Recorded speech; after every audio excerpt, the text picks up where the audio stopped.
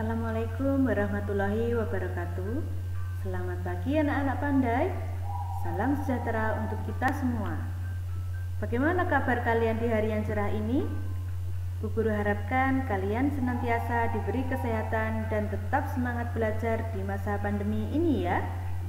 Sebelumnya, perkenalkan saya Ibu Dewi Rahmawati dari SD Negeri 1 Boto yang akan membawakan materi Pendidikan Agama Islam dan Budi Pekerti kelas 5. Sebelum kita mulai pembelajaran pada pagi hari ini, mari kita awali dengan bacaan basmalah bersama-sama. Bismillahirrahmanirrahim.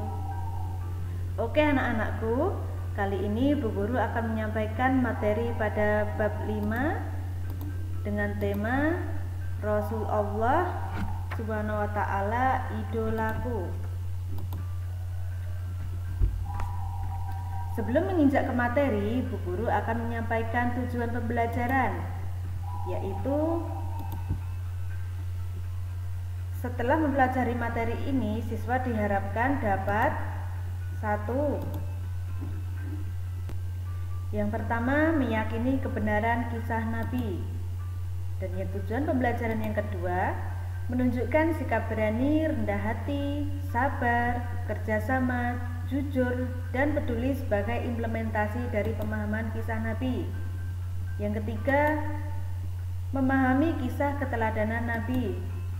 Yang keempat, menceritakan kisah keteladanan Nabi.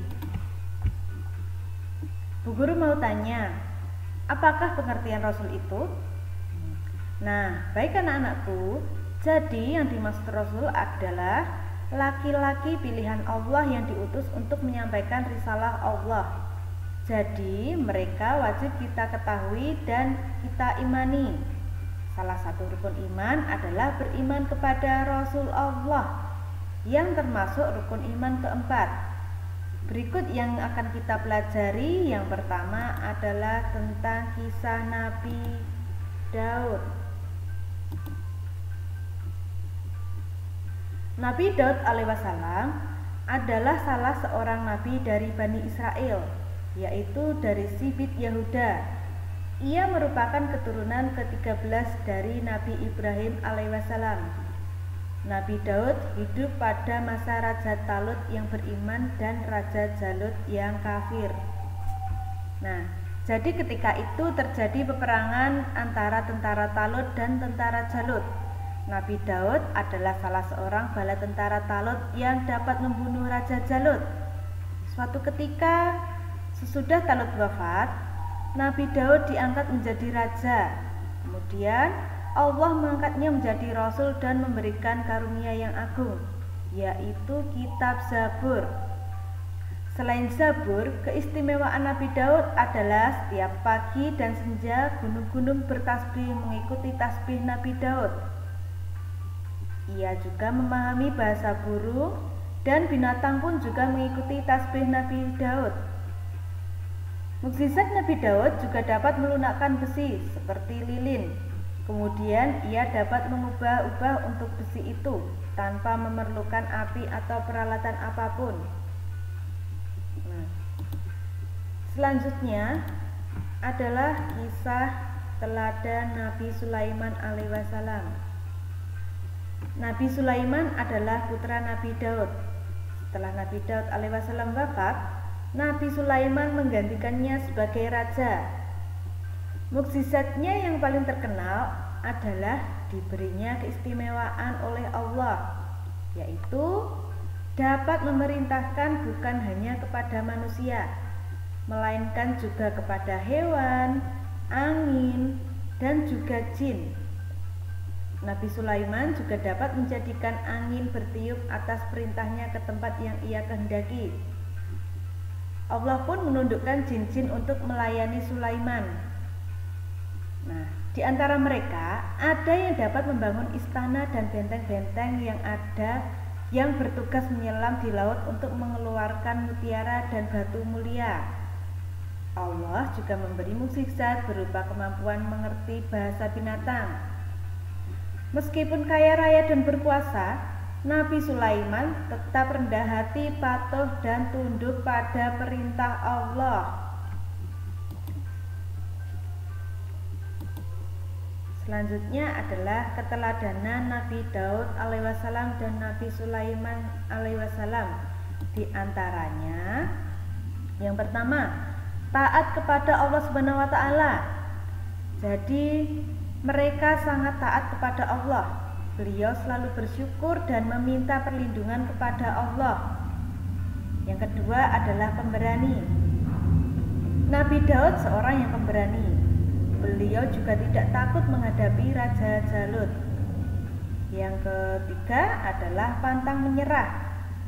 Nah, beliau ini juga tidak mudah menyerah dalam menegakkan agama Islam. Yang keempat, dermawan, dan yang terakhir, rendah hati.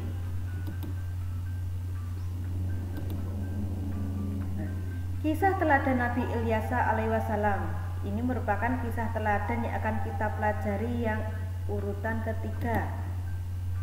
Nah, Nabi Ilyasa alaihissalam adalah keturunan keempat dari Nabi Harun. Ia diutus oleh Allah SWT kepada kaumnya Bani Israel yang menyembah patung berhala bernama Baal. Berulang kali Nabi Ilyasa memperingatkan kaumnya, namun mereka tetap durhaka. Karena kedurhakaan orang-orang kafir itulah Allah SWT menurunkan musibah kekeringan. Di sana tidak pernah turun hujan selama 3 tahun. Akibatnya banyak tanaman dan binatang ternak yang mati, serta banyak pula penduduk mengalami kelaparan karena kekurangan makanan. Nah, setelah musibah itu terjadi, mereka baru tersadar bahwa seruan Nabi Ilyasa itu benar. Setelah kaumnya sadar, Nabi Ilyasa berdoa kepada Allah agar musibah kekeringan itu dihentikan. Dan akhirnya doa Nabi Ilyas didengar dan dikabulkan Allah. Namun, setelah musibah itu berhenti, tanaman dan ternak kembali baik. Mereka kembali durhaka kepada Allah. Akhirnya kaum Nabi Ilyas kembali ditimpa musibah yang lebih berat daripada sebelumnya, yaitu Nah, selanjutnya kita akan mempelajari kisah teladan Nabi Ilyasa alaihissalam. Nabi Ilyasa adalah keponakan Nabi Ilyas. Setelah Nabi Ilyas meninggal dunia, Ilyasa menggantikannya dalam mengurusi kaumnya. Nabi Ilyasa melanjutkan misi pamannya sampai akhirnya kaum Nabi Ilyasa kembali taat kepadanya. Selama masa kepemimpinan Nabi Ilyasa, kaum Bani Israel hidup rukun, tentram, makmur karena bertakwa kepada Allah SWT. Nah, akan tetapi setelah ia wafat, kaumnya Bani Israel kembali durhaka kepada ajaran Allah yang dibawa oleh Nabi Ilyasa. Hari demi hari mereka semakin kufur kepada Allah, dan pada akhirnya Allah melenyapkan kenikmatan dan kesenangan hidup kaumnya. Pada saat-saat seperti itulah lahirlah Nabi Yunus. Nah, selanjutnya adalah keteladanan Nabi Ilyas alaihissalam dan Nabi Ilyasa alaihissalam. Yang pertama adalah taat melaksanakan perintah Allah. Mereka melaksanakan perintah Allah dengan sangat taat. Mereka juga gigih dan pantang menyerah dalam menjalankan dakwahnya. Dan yang kedua adalah berperilaku sabar. Nah, jadi mereka kerap mendapat penolakan ketika dakwah. Namun, mereka tetap bersabar mengajak kaumnya menyembah Allah.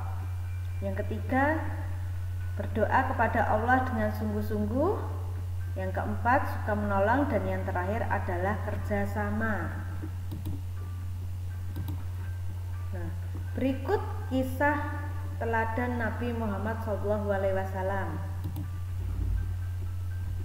Nabi Muhammad SAW adalah nabi terakhir dari 25 nabi dan rasul, dan tidak ada nabi dan rasul yang sesudahnya. Nabi Muhammad lahir di kota Mekah 12 Rabiul Awal. Nabi Muhammad lahir sudah dalam keadaan yatim. Abdullah ayahnya telah dahulu wafat. Sedangkan Nabi Muhammad SAW waktu itu masih dalam kandungan ibunya, kira-kira masih berusia 2 bulan. Dan ibu Muhammad bernama Aminah. Muhammad kecil selalu diajak pamannya, Abu Thalib, mengembala kambing. Ia senang dengan pekerjaannya dan sayang pada hewan. Karena itu paman Nabi Muhammad sering menyebutnya si cerdas yang lincah dan baik. Nah, pada usia muda, Nabi Muhammad SAW terkenal tabah, sabar, bertanggung jawab, pekerja keras, dan sangat jujur. Sehingga ia diberi julukan Al-Amin, yang artinya dapat dipercaya. Selanjutnya adalah keteladanan Nabi Muhammad SAW. Apa saja keteladanan Nabi Muhammad? Di sini ada jujur dan peduli. Nah, jadi Nabi Muhammad itu terkenal sebagai seorang yang jujur, berbudi luhur, dan mempunyai kepribadian yang tinggi. Dan sifat terpuji Nabi Muhammad yang kedua adalah peduli, yang artinya Nabi Muhammad itu memiliki perilaku peduli kepada sesama. Beliau juga gemar menolong orang yang mengalami kesulitan. Oke anak-anakku, setelah mempelajari tentang kisah Rasul tersebut, maka dapat diambil kesimpulan sebagai berikut. Yang pertama, Rasulullah adalah manusia pilihan yang mempunyai sifat terpuji dan harus kita teladani. Dan yang kedua, Al-Quran menyebutkan adanya 25 Rasul. Yang ketiga, tugas para Rasul adalah menyampaikan ajaran Allah SWT, kabar gembira dan peringatan. Dan yang keempat, manusia wajib beriman atau percaya kepada para Rasul. Kesimpulan yang kelima adalah semua Rasul mengajak untuk menyembah Allah SWT dan menjauhi semua larangannya. Dan yang terakhir adalah semua manusia harus meneladani para Rasul. Nah, pesan moral pada hari ini adalah jadilah orang yang baik dimanapun kalian berada. Selalu jaga sopan santun, hormati orang tua, dan jadilah anak yang hebat. Terima kasih banyak anak-anak hebat sekalian. Tetap semangat belajar di masa pandemi ini ya. Sekian pembelajaran pada hari ini. Sebelum kita akhiri, mari kita mengucap bacaan hamdalah bersama-sama. Alhamdulillahirabbil alamin. Sekian dari Ibu. Wassalamualaikum warahmatullahi wabarakatuh.